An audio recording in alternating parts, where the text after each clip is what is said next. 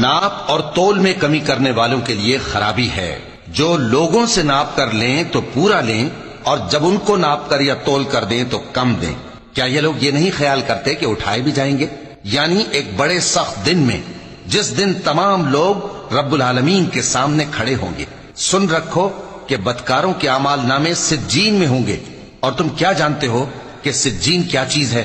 ایک دفتر ہے لکھا ہوا، اس دن جھٹلانے والوں کے لیے خرابی ہے، یعنی جو انصاف کے دن کو جھٹلاتی ہیں، اور اس کو جھٹلاتا وہی ہے جو حد سے نکل جانے والا گناہگار ہے۔